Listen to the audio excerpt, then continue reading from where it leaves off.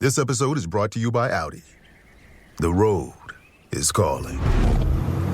Embrace the thrill of the drive with the all-new, fully electric Audi Q6 e-tron. Featuring effortless power, serious acceleration, and advanced Audi tech. It's not just a new EV, it's a new way to experience driving. The all-new, fully electric Audi Q6 e-tron is here. The next chapter of Audi starts now. Ryan Reynolds here from Mint Mobile. I don't know if you knew this, but anyone can get the same premium wireless for $15 a month plan that I've been enjoying. It's not just for celebrities. So do like I did and have one of your assistants switch you to Mint Mobile today. I'm told it's super easy to do at mintmobile.com/switch. Upfront payment of $45 for 3-month plan, equivalent to $15 per month required. Intro rate first 3 months only, then full price plan options available. Taxes and fees extra. See full terms at mintmobile.com. This message comes from Greenlight. Ready to start talking to your kids about financial literacy? Meet Greenlight, the debit card and money app that teaches kids and teens how to earn, save, spend wisely, and invest with your guardrails in place. With Greenlight, you can send money to kids quickly, set up chores, automate allowance, and keep an eye on your kids' spending with real-time notifications. Join millions of parents and kids building healthy financial habits together on Greenlight. Get started risk-free at greenlight.com/Spotify.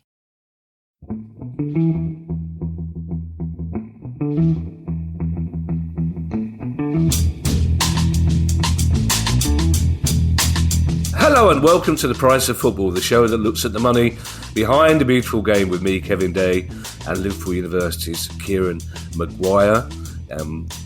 What day of the week is it, Kieran? Wednesday, Friday? It's not... Probably both. Oh, that's interesting. Like Schrodinger's cat. It could be both Wednesday and Friday, depending on... I just realised that I'm not entirely sure of the details of Schrodinger's cat. It's either dead or alive, depending on whether you open the box on a Wednesday. It's an extra pod, kid, is what I'm trying to say. Again, just every week we've got an extra pod. It's an interview pod, Kieran. Strangely for us, it's a good news pod, essentially, because it's an interview with Joe Foster. He's a young Englishman that happens to be international marketing manager at Norwegian Europa. I'm going to say that again, producer guy, for you to take out properly. Intriguingly for us, Kieran, it's actually a good news interview, which I think threw us both a little bit at the start. It's an interview with Joe Foster. He's a young English chap who's found himself as the international marketing manager at Norwegian Europa League side, Bodo, Glimt. There will be discussions about that pronunciation of Bodo in the interview. I have to say, the actual story of how Joe became international marketing manager at Norwegian Europa League side, Bodo Glimt, is interesting in itself. And it's the first interview, Kieran, we've ever finished with a discussion about bananas, as you're about to find out.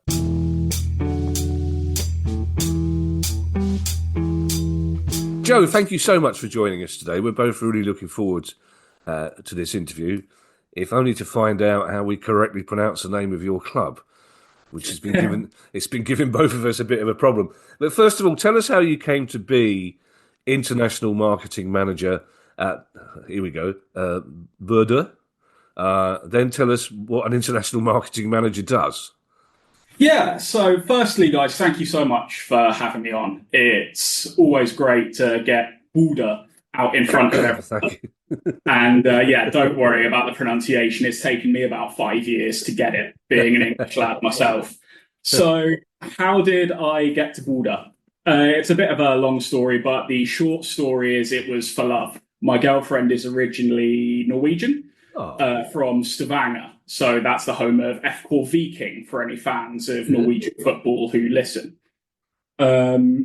We moved just Brexit was rolling around, because we had the opportunity to move to Norway, and it was through her. She originally got a job with the club.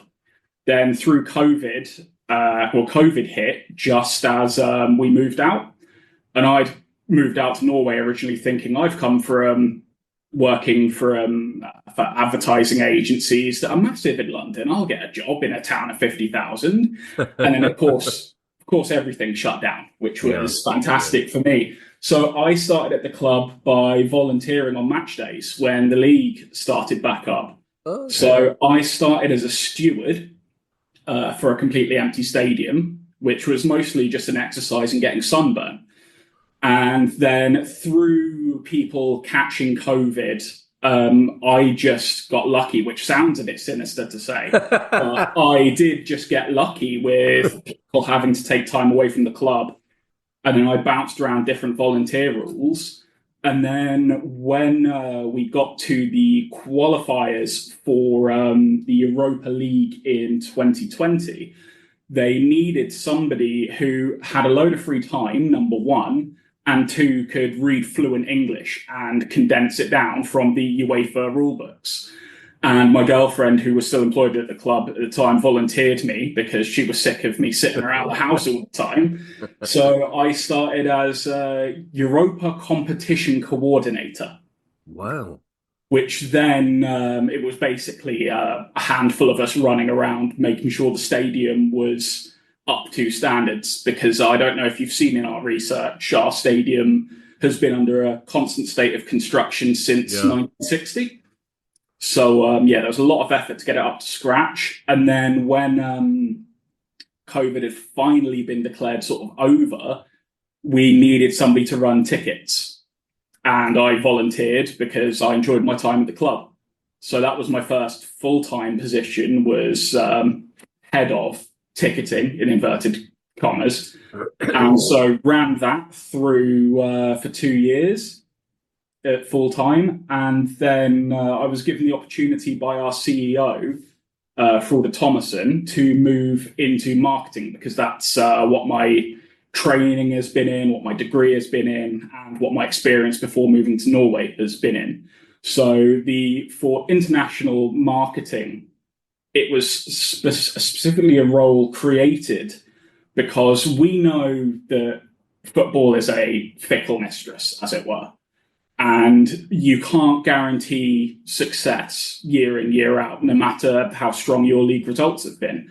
And we've been in a very, very lucky position to qualify for Europe, to do well in Europe.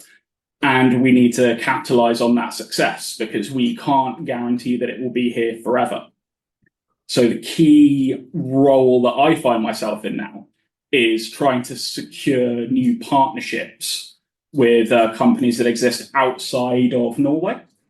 Because the main problem we sort of face with domestic partnerships is there's only 5 million Norwegians.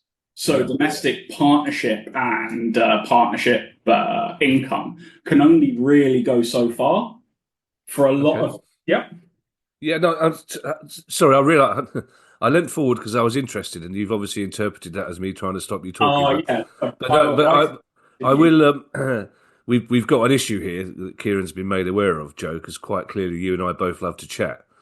And also, quite clearly, Kieran has to be somewhere in about an hour's time. So I wasn't actually stopping you then. I'll come up with a signal which would make it clear when I am still. But what I want to say, I want to come on to that new partnership thing later on, because as it happens, I've also got questions for you about ticketing as well. Yes. But before we get... I've got a feeling this is not going to be too heavy, this interview, because I was about to say, before we get too heavy on the financial stuff and the marketing stuff, there's just a couple of things I want to check with you about the club. First of all, the Bodo bit we're getting. First of all, what does the Glimt bit mean, and why is it a slash? And secondly, the really important thing, tell us about the blinking toothbrushes. Right, I love the toothbrush, but I'll start with the name. So originally, the club was a multi-sport concern, as it were, and it was just called Glimt, which translates to Flash. But the problem that we faced early on is there was another team in the Trondheim region, so where Rosenborg play. There was another team called Glimt, and that created a lot of confusion in the old newspaper reports. So we became Bodo-Glimt. But then we ran into a secondary problem with the rise of betting slips, where the different teams were demarcated by a hyphen. So all of a sudden, you would get a betting slip which had 3 teams on it. Ha! So you'd have Bodo Glimt for example, Molde. And then, so to make it more sort of legible, it was changed to a slash. And now it's become a huge part of our identity, really, the slash. And the toothbrush is also a huge part of our identity. And this was started, I might get crucified if I get the date wrong here, but I want to say it started in the 70s, especially with the run towards the cup and when we started performing better. So our club is in the middle of nowhere, even for Norwegian standards. For example, our local rival is an hour's flight north. And so, it's an hour's flight north. So our fans travel a lot. And so it became a big thing where if you were going to a Glimt match, an away match, you didn't just need a ticket, you also needed a toothbrush, another pair of pants. And then one of our fans, with his toothbrush, used to conduct. That's the word. Yeah. Used to conduct the singing supporters on away matches and then at home matches as well. And Glimt sort of really brought that whole sort of singing support element to Norwegian football. We were sort of very inspired by the English game in that way. Yeah. So the conductor was originally just a regular toothbrush, but then it became a known thing that they used to do. So for years, we used to have this giant yellow toothbrush, and we still have one in the office so that people can come and take photos with it, especially the older fans who remember it from the cup run in 75. Wow.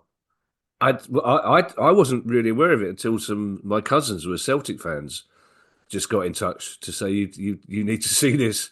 They just sent me pictures of your... Kieran and I, obviously, as a Palace fan and a Brighton fan, we're both delighted to hear that there's another club whose main rival is an hour away. Yeah. But listen, it's been...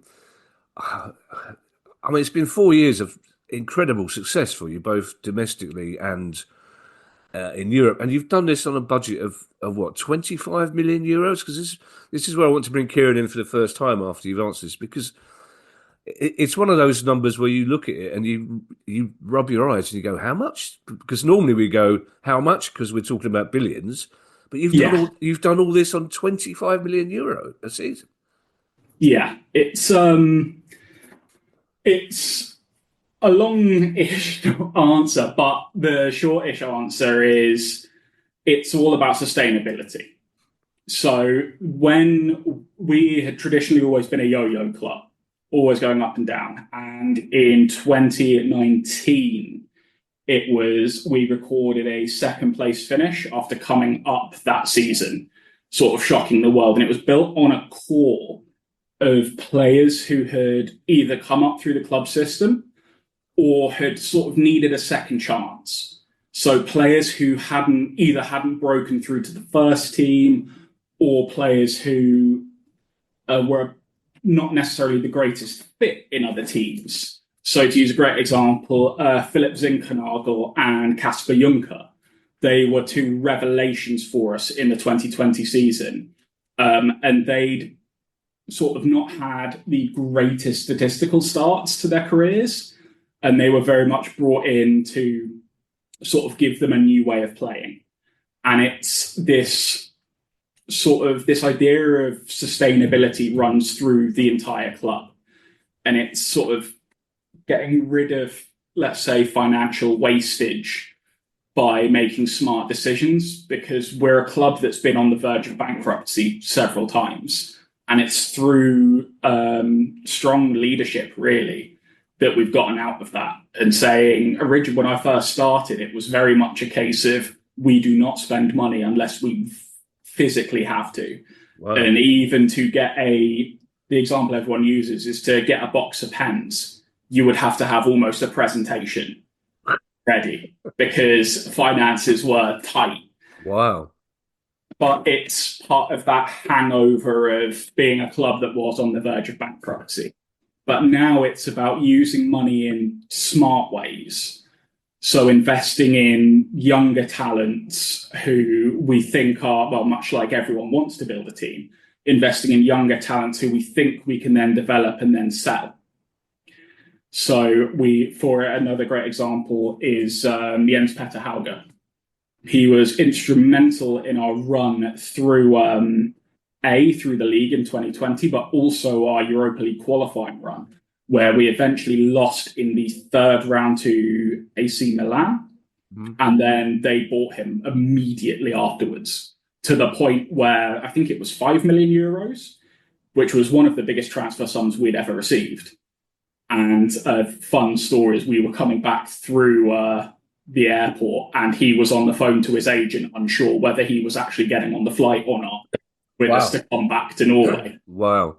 So it's then using that money to not just say, oh, great, we've got 5 million euros. That means we can spend 5 million euros on a player of that caliber.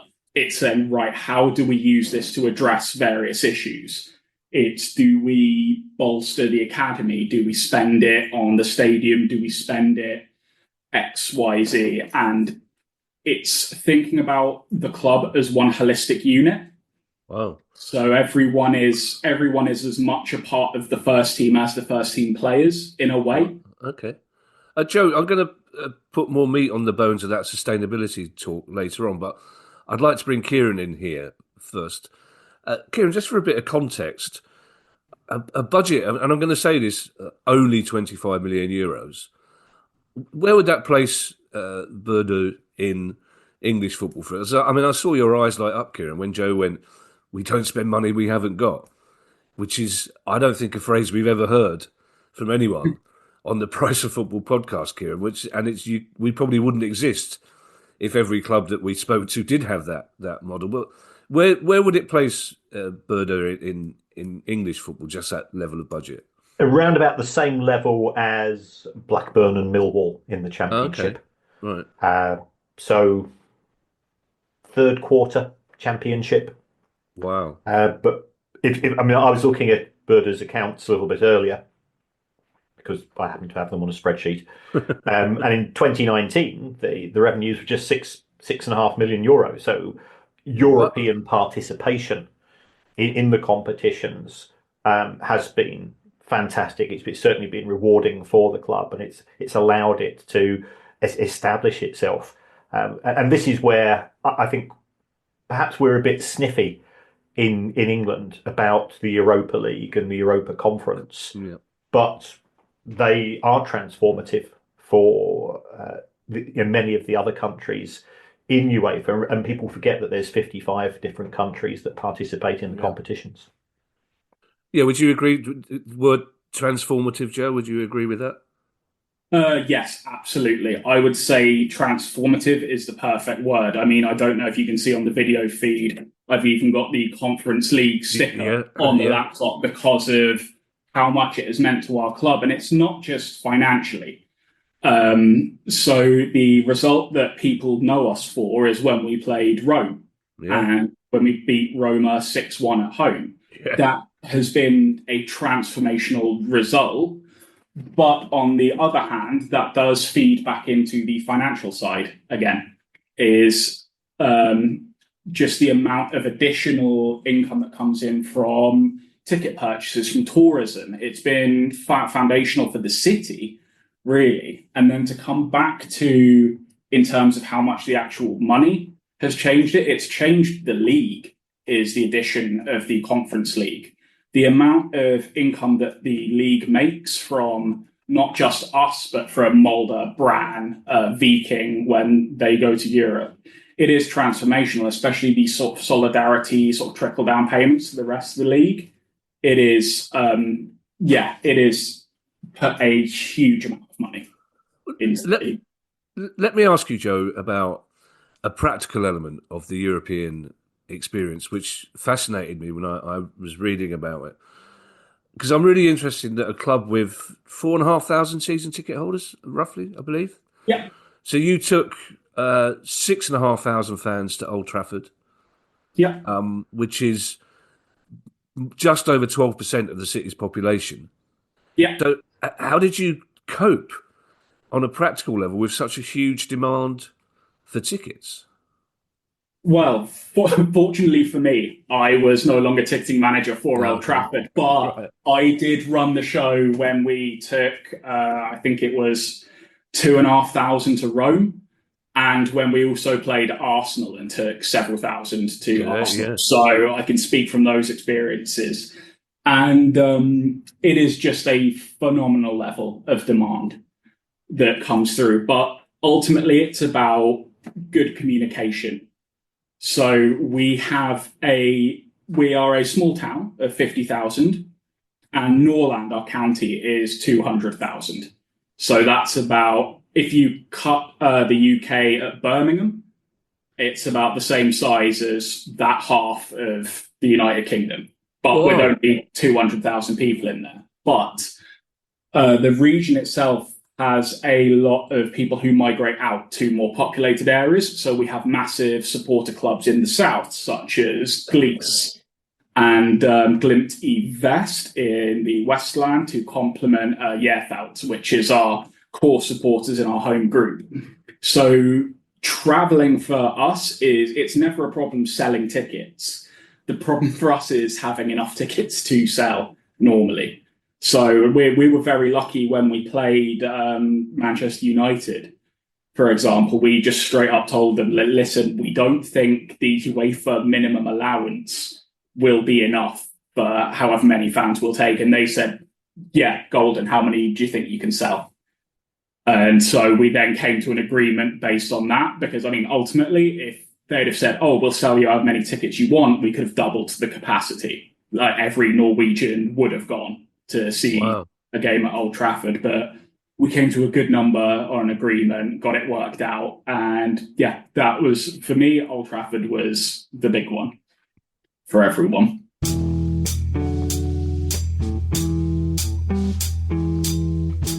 When you think about super successful businesses that are selling through the roof, like Heinz or Mattel, you think about a great product, a cool brand, and brilliant marketing. But there's a secret. The business behind the business, making selling simple for them and buying simple for their customers. For millions of businesses, that business is Shopify.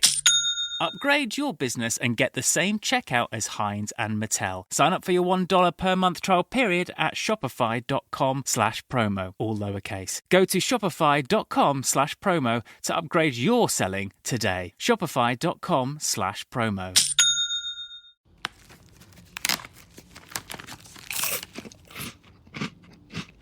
Uh-oh. The last cookie. You can get a new box of cookies in as fast as an hour with Walmart Express Delivery.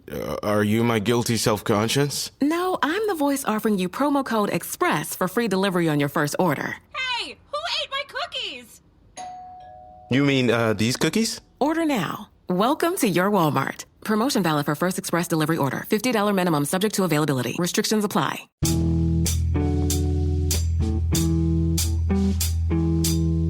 Just as a matter of interest, Joe, because it's just occurred to me that your fans are spending huge amounts of money on travel, obviously. So yes. How much are they spending to get into a game? What are your ticket prices? So our ticket prices average 250 krona, which is give or take about £20. Okay. We normally, like, the easiest way to work out krona to pound is divide it by 10 because it fluctuates so much. I think it's sitting at like 80 pence at the moment for 10 krona. But yeah, about £20 a game, which is on the expensive side, especially for the Elite Series. But it's one of those things where everything in Norway, the cost is just so much higher. Yeah. So our match day costs reflect that ticket price. Yeah, when I was doing Match of the Day 2 a while ago, they sent me over to Oslo to fly back on a Friday night with, because I think Norway's the only country in Europe where every single English club has a fan club. Yes. It's very popular, which we'll come on to, but it was carnage. That's the only way I can describe it when we got back to it, because as they explained, the drink prices are so much cheaper in England. Yes. But this idea, I mean, rural doesn't really do it justice. I mean, you're one of the few clubs inside the Arctic Circle, I believe, as you said. Does that also? I love the fact that your fans are known as the fish hippies. Yes. Cod being the big bit. But does that isolation, for want of a better word, bring problems in terms of attracting players, for example, or is your model, as you hinted, always to look for homegrown players and academy players rather than importing expensive players from around the world? Well, I will say it used to. It used to be a bit of an issue for us because we are, as you said, within the Arctic Circle. We do suffer from the polar night, where for about 3 months of the year we get maybe an hour's worth of sunlight, and then the opposite in summer, where it's just 24-hour daylight. So it used to be an issue, but now with the recent success that we've seen, we've become a bit of a destination for players, especially within the league. Okay. So players know now that our model is successful, it works. You've got a very good chance, especially over the last 5 years, of playing in Europe and playing well in Europe. If you look at our results, they speak for themselves. And also, we've got now a good track record of becoming a selling club for young talents. If you look at the likes of Hugo Vatterson, who's a national team player, he came to us, I think played for 3 years with us, and now is playing in Club Bruges. And then Albert Grönbach, who played with us for a couple seasons, a Danish player. I think he's just gotten into the national team. He went from us to, I think, Rennes, and then is on loan at Southampton currently. Right. So we've become a bit of a vehicle to move players on. I mean, Philip Zinkernagel went to Watford and then Forest, I think, on loan. Yeah. So it's become sort of, we are now a destination for players, and it doesn't matter so much, especially with the good flight connections, because our stadium is a 5-minute walk from the airport, and we've got good connections out to Oslo and then to the world. So it's not as much of an issue as it used to be. But I mean, for some people, moving up here is a nightmare because it is so small and so remote. And I mean, I'm lucky that I quite enjoy sort of going out into the mountains and going out hiking and stuff like that. I'm not a big city person. Yeah. But it's, for some players, they'll see the location and say, sorry, boys, it doesn't work for me. But then other players will say, I just want to get on with my graft, and this looks like a great place to do it. Yeah, I have to say, Joe, that the idea of 24-hour daylight would just kill me. I can't stand. As Kieran saw me on Saturday, I was grumpy enough in the sun. I was all right after the game, Kieran, wasn't I? Surprisingly, but before the game, in terms of your finances, though, Joe, I believe I'm right in saying that you're not allowed sponsorship from either betting companies, alcohol companies, or smoking companies. Is that right? Are they bad enough? That's correct. So is that an issue then in terms of finances for football clubs? In a way, yes. I mean, we're lucky. It's so league-wide, we don't have to compete with any alcohol, tobacco, or betting sponsorships, which is a good thing. But then it does mean that when we do have international partners, a lot of them who want to come in then have ties to gambling, have ties to alcohol, and it's such a case that we cannot be tied with these brands at all. So even, for example, when UEFA come to town, they've got Heineken as a sponsor, and Heineken Zero, I want to say, is a big sponsor of some of their tournaments. Yeah. And even for UEFA sort of international broadcast, we cannot have it in the stadium. Oh, wow. Okay. Yeah, it's one of those things where for example, let's say, Kevin, let's say you had a beer brand and you wanted to just stock it in our VIP area for a match. You could stock it, but we can't advertise that we have it. Oh, wow. Okay. You could have it on the board, like listed as a beer with a price. Right. But even on the pumps, it would have to be as plain branding as you can get. Oh wow, okay. So it's very strict. So there are some brands that do get in contact saying, "Hey, we'd love to become partners. We'd love to grow with you guys," but it's just unfortunately that we can't do it. Okay, that's interesting. I mean, Kieran, that would present well, less so with gambling and less so with football, alcohol and tobacco, Kieran. But Premier League clubs would really struggle if they weren't allowed to have betting companies advertising, marketing, sponsoring, wouldn't they? There are very close relationships now. I think every single Premier League club has some form of gambling sponsor or partner, should we say, rather than not necessarily front of shirt. Even though that is being phased out on front of shirts in a season and a half. If you take a look at the EFL, they've always said, well, we don't necessarily want it, but A, it's legal, which is fair enough, and B, we need the money. I think what Joe's showing is that you can take a stance and still survive and thrive. Mm. Joe, I'm going to come on to your sustainability programme in a minute, as I know it's an important part of your club's model, for want of a better word. But a couple of things before that, you've mentioned the fact that the stadium's been constantly built since 1960, but you're building a new one, which presumably will help financially. But you're not going too mad size-wise, are you? It's not substantially bigger than the one you've got, is it? No, and there's like good rationale for it. So our current stadium is 8,002. I think the full number is 8,267 seats, and then we're moving to a 10,000 seater. It'll still be within the city, about a 5-minute walk from our current stadium, but on a currently unused plot of land. So the plan is, I think, to at least start construction at the back end of this year, but we'll sort of see how international trade goes on that side, because that can always shift costs. Yeah, of course. So that's the plan, at least. And the plan is to make it hopefully the most sort of sustainable stadium in the world.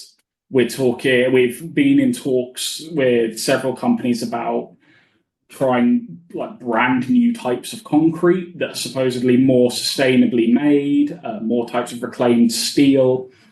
But it's just a very exciting project for us to get in there, and it means that we're spending less per match day to run a new stadium than we would be here, if that makes sense. Just to bring it back to one of your older podcasts, when you were talking, I think it was a week or two ago, about what stadium was it? It was Sheffield Wednesday versus Tottenham and their stadiums. Yeah. So that's a key issue that we run into, is the cost of sort of maintenance in our stadium is, or maybe not maintenance, but sort of things you have to maintain or fix or replace on a week-to-week basis. It's a problem in a stadium that's 60 years old that just wouldn't be in a stadium that's brand new, 10 years old, 20 years old even. Yeah. And we have sort of outgrown our stadium. I think the last figures I saw, it was 6,500 fans. And in summer, we have to compete a lot with other activities, so that drags it down a little bit. Right. But 6.5 average moving to 10,000, it means that we can then open the stadium up potentially to more events as well, not just football, because our current stadium, I don't know if you've seen it, but on those cold December nights with a completely open stadium, only 2 of the stands have roofs. It's not the most welcoming place to be on, let's say, December 2nd with 1.5 feet of snow outside and it's raining somehow. UEFA doesn't like giving us home matches in December if they don't have to. It is grim. You say that, Joe. I can't think of anything better. That sounds perfect. In fact, if you've got a game next December the 2nd, I'm going to come to it, because the idea of 1.5 feet of snow outside and it's raining. Have you had any kickback from fans about them? Because I know what football fans are like everywhere. You try and give them something bright, shiny, new, and half of them go, "Oh no, we're all right, thank you." We don't. Yeah, we haven't really seen that much because our current stadium is lacking, for want of a better word. Okay. And I want to once again bring back to the example you used in a previous podcast of Spurs upping the amount of time that fans were spending in stadium. Yeah. And to use in a sort of non-cynical way, that's something we're trying to achieve as well, because our fans, they have no reason to come to the stadium really outside of kickoff to weekend. And if they had a reason, we've had feedback from them that if the stadium was, let's say, warm in December, then yeah, they would love to be spending more time here. So the only real pushback we've had is potentially sort of abandoning the history of Asmara, because it's always been our home, but it's not as if we're moving out of the city. We're moving, I think it's about 500 yards down the road. Which, I mean, admittedly, in Bodo, that is quite a distance, but we're still well within the city limits. We're still we're still well within the city limits. It just makes everything easier moving to a new stadium. Now, I promise you, I'm going to get onto sustainability next. But first of all, I'm interested, Joe, in what your broadcasting deal is like there, and also to find out whether the lure of Premier League football on TV is an issue for you. Yeah, so the broadcasting deal, we're currently in, I think it's the second year of a deal with TV2, which is the domestic broadcaster out here. And they have invested really heavily in the production, not only the production, but in the rights package as well. I can't remember the exact figure off the top of my head, but I think it was at least doubled from our previous deal that we had, which has been incredible for clubs. It's meant we've had so much more security. And the other sort of problem with the Premier League sort of debate is the Premier League has always been a massive part of Norwegian culture.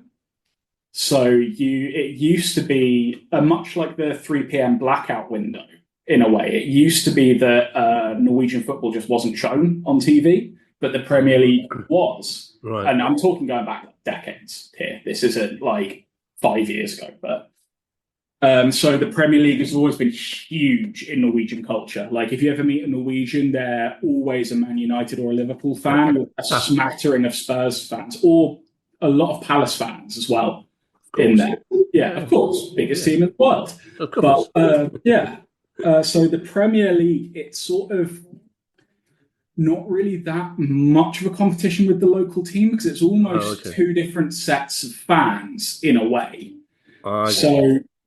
And also after COVID, Norwegian football has seen its sort of biggest increase in sort of in-stadium viewership that it's ever had. So we're now average attendances are up over levels they were in 2015. So we're actually seeing the inverse of most other leagues, where more people are saying, hey, it's actually cooler to support your local team than it is to watch, let's say, Newcastle versus Chelsea at 3 p.m.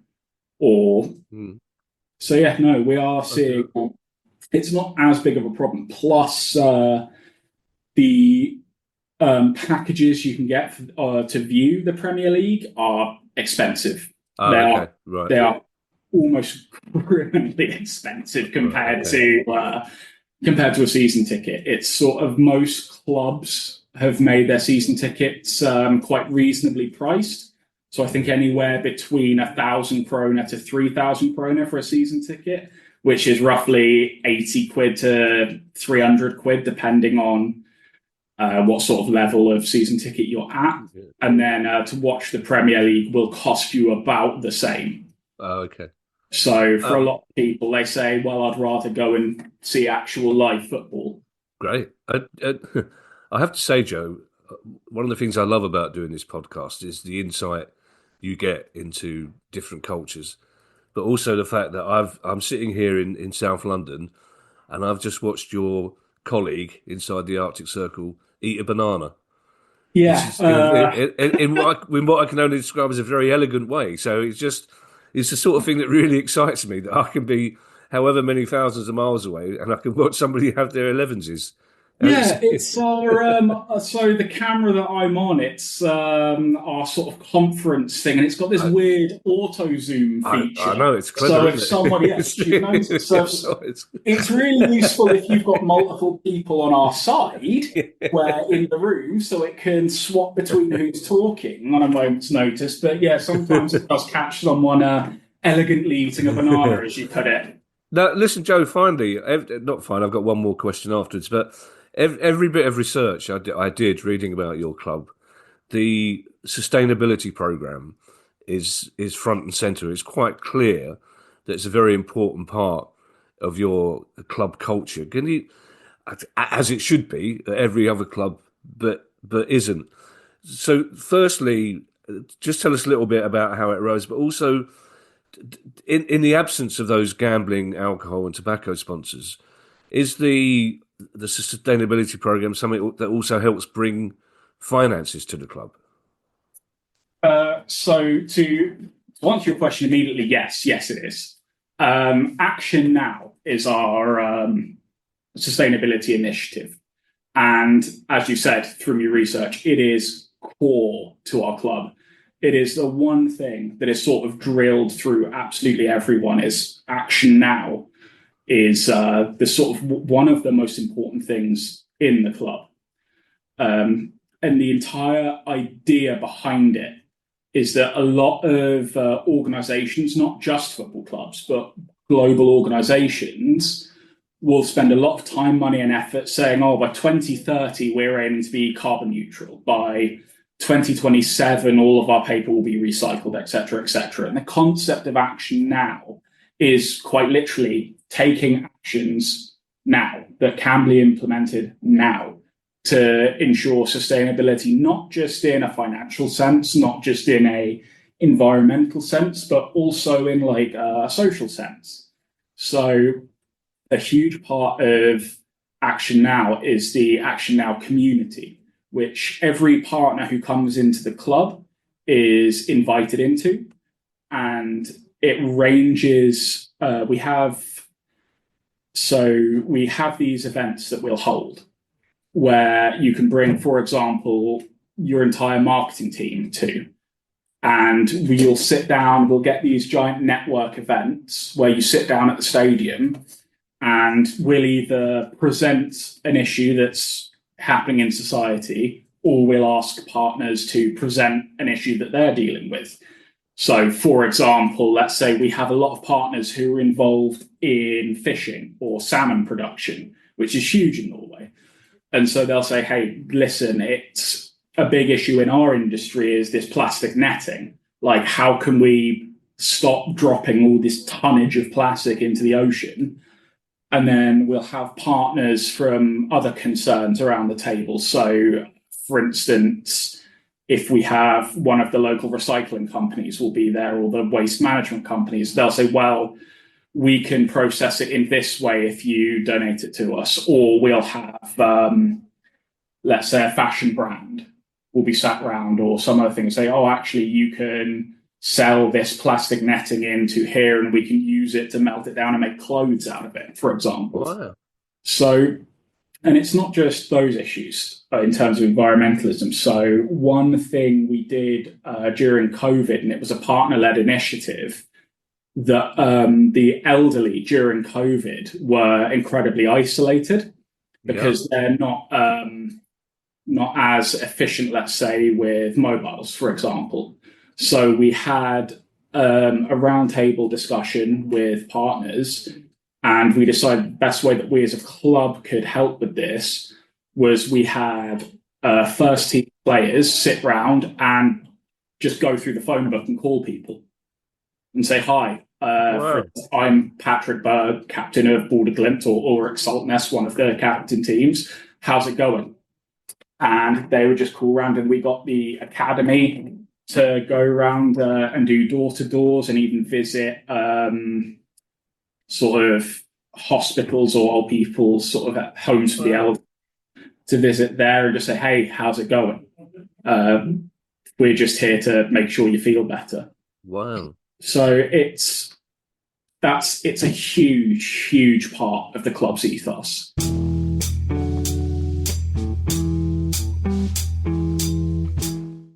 This episode is brought to you by Indeed. When your computer breaks, you don't wait for it to magically start working again. You fix the problem. So why wait to hire the people your company desperately needs? Use Indeed's sponsored jobs to hire top talent fast. And even better, you only pay for results. There's no need to wait. Speed up your hiring with a $75 sponsored job credit at Indeed.com/podcast. Terms and conditions apply. Wow, this house is cute. But can I really get in the game in this economy? I do have savings, and I am responsible-ish. I should bury it. I'm being wild. But what if I'm not being wild, though? Could I actually score a... Kick off your home buying journey with Zillow's new BuyAbility tool. It makes it easy to find out what you can afford, so you can get off the bench and onto the playing field with confidence. Check your BuyAbility, only on Zillow.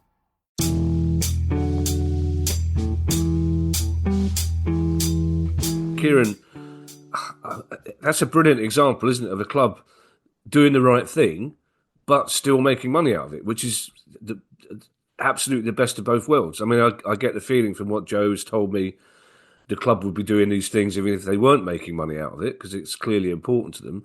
But it does go to show there's still so many clubs here that pay lip service to the idea of sustainability. But here you have a club who is finding ways of making it happen in a practical way, to the financial benefit of all the people involved, to the fishing industry, to the modelling, to fashion, to football, which is, it seems to me, something we should all be aspiring to, doesn't it? Yes, I think there's far too many organisations that take such a short-term view to the way that they conduct themselves that they don't realise that often doing something on a sustainable basis is a win-win deal for all concerned. Because it increases your profile, it increases the gravitas and the integrity with which you're held. More fans will come as a result. More sponsors will come as a result, and it's just so good to hear. Yeah, it's and all of that on, say, the same budget as Blackburn and Millwall. Joe, I've just got one more big question for you, if you don't mind.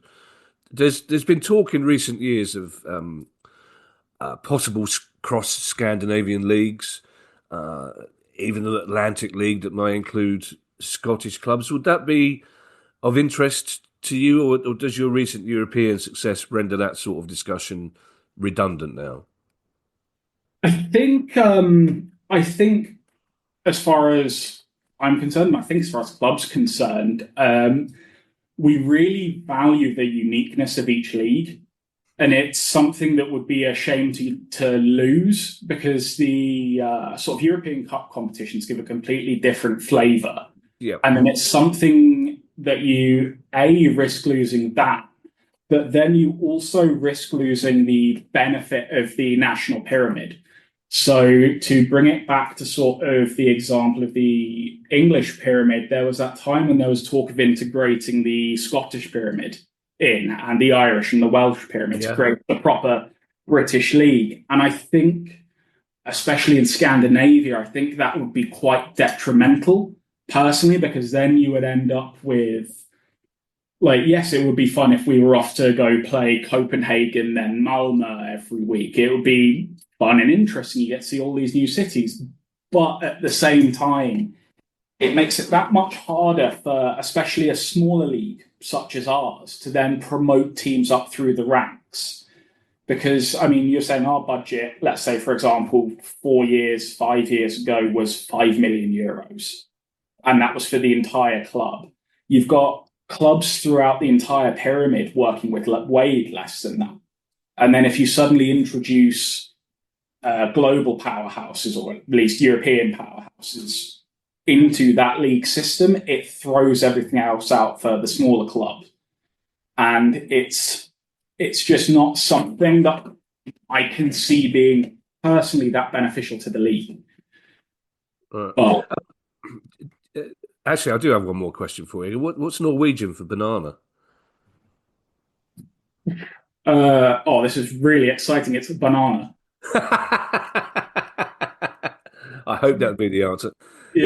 Listen, Joe, before we go, it's been what's been refreshing, Joe, I have to say, and I've really enjoyed talking to you. But Kieran and I, cynicism is the easiest way to deal with UEFA sometimes, and Kieran and I sometimes talk about the worst of UEFA. But it's really refreshing to hear someone from a club that's kind of benefited from UEFA, really, and its competition.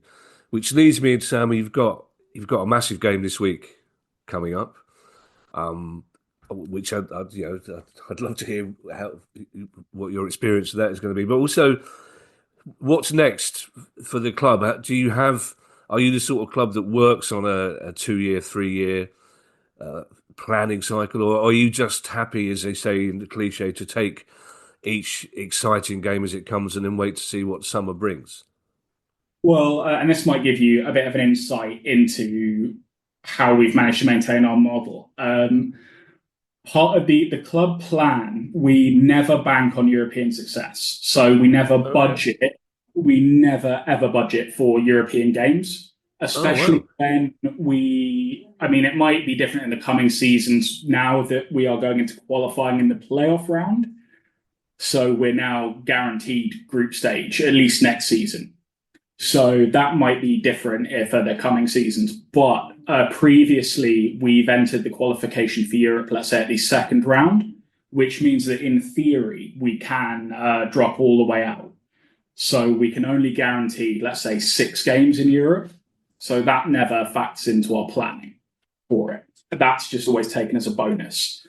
But for us, it comes back to the idea of sustainability. Again, the aim is never, we want to win the league and we want to win it by X points. The aim of the team is it's always about performance. And that's another thing such as action now that's instilled through the club, that performance is much, much better than results for us. We'd much rather take a hit on a year, let's say whether it be a financial loss or we have a down season, but learn something and have the next season be even better. So we normally plan for, let's say, top half of the table. The current success will be planning for, I want to say, top 4, or at least European success. But aside from that, it comes back to, and I think it's a quote from one of the Oxford boat race guys, and it's what makes the boat go faster. So our current plan is just make the boat go faster, as it were. It's find ways that we can refine what we're doing and add more to it.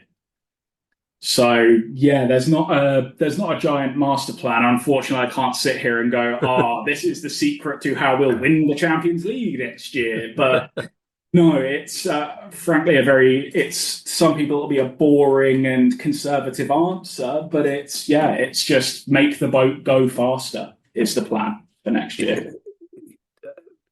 Even without a master plan, Joe, you're doing very well. So I would say stick with what you're doing currently, because it seems to me that you have a club to be very proud of there. It seems, and it's been a pleasure to hear you explain with passion and enthusiasm about how much the club is doing. It's quite often, I'll be honest with you, Joe, quite often we don't look forward to interviews because normally we're interviewing people in distress, essentially. Yeah. And it's been a real pleasure to interview a club that's a shining example to a lot of people, both in this country and across Europe. So I wish you all the best for the rest of the season. May you enjoy many a banana, and hopefully we'll talk to you again. This time, perhaps you could. Maybe there's until such time as bananas are made illegal in Norway. There's a sponsorship opportunity. It seems to me there. Yeah, well, there's always sponsorship opportunities, so we'll see. But and I just want to say thank you guys for having me on. It's been a pleasure talking to you, and I'd love to come back on someday. So we'll definitely get you back on. Yeah, maybe we'll get a live from the Arctic Circle going on when we get you guys up for a game at some point. Mate, I can't tell you how much. Well, it depends what time of year we're going. If it's 23-hour sunshine, I'm not going near the place. Middle of winter, Kieran will stay at home. I'll go in the middle of winter. We'll do a Zoom. But also, just think about it. Big yellow toothbrush, big yellow banana. It's all there. It's waiting for you. All there. Unfortunately, the biggest sort of producer of bananas, Barmer, they sponsor the national team. So we've got to overtake the national team first. But it is quite fun, though. A fun story. So I used to outfit all of the changing rooms for the home and away with their requests. And they'd always ask for bananas, massive in football. But because Barmer sponsor the national team, they have little stickers on, sort of promotional ones for everyone, with all the national team players. So often I'd be serving the away team a bunch of bananas with our captains' faces on them. So that was always a fun one. And sometimes the European team, especially in the conference, you'd be like, why have you got your players sticking on the bananas? And I'd be like, yeah, it's not us. It's just the national team boys get on the bananas. So I love the fact that there's Kieran and I saying what a lovely, modest club they are. And then there's Norwegian players going, these arrogant buggers, sticking their players on a banana. It wasn't a note I was expecting to end this interview on, Joe, but it's been a pleasure. Thank you so much. Yeah, cheers, guys. Thank you. It's been a pleasure. It's been a good time.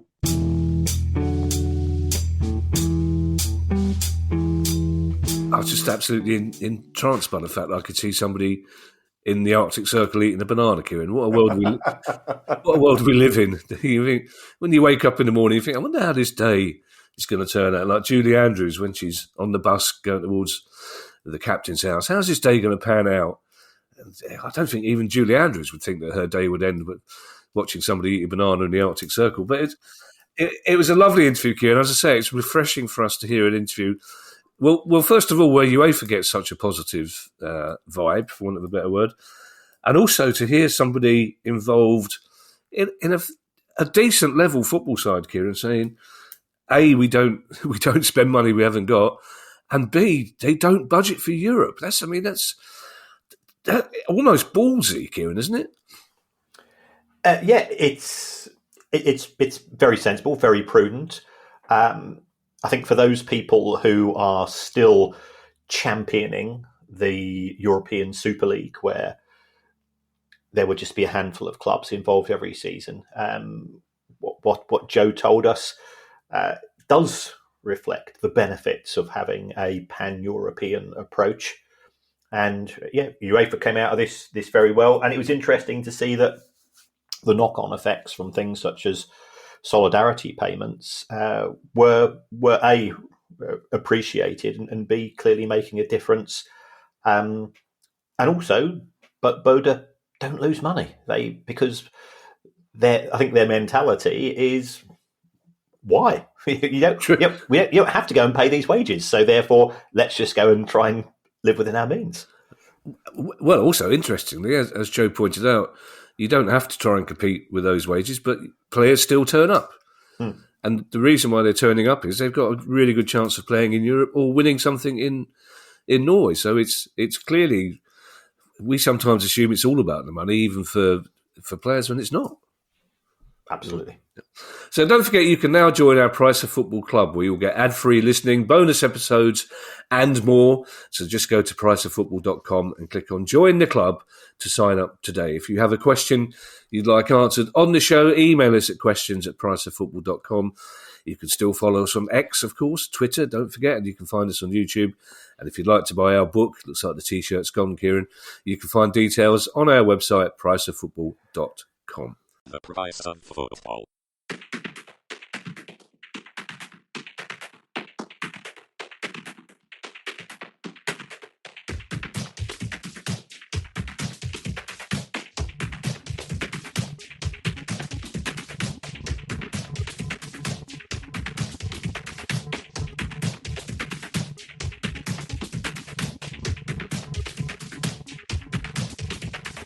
The Price of Football. This is Ali Maxwell from Not the Top 20 podcast, the number one EFL podcast covering the Championship, League One and League Two. Every Monday, our show is teeming with talking points and surprise results. These leagues and the characters within them are unpredictable and constantly entertaining in their nature. And we never have to speak about VAR. Subscribe to Not the Top 20 podcast on your preferred podcast platform and dive into the best, most in-depth EFL analysis around.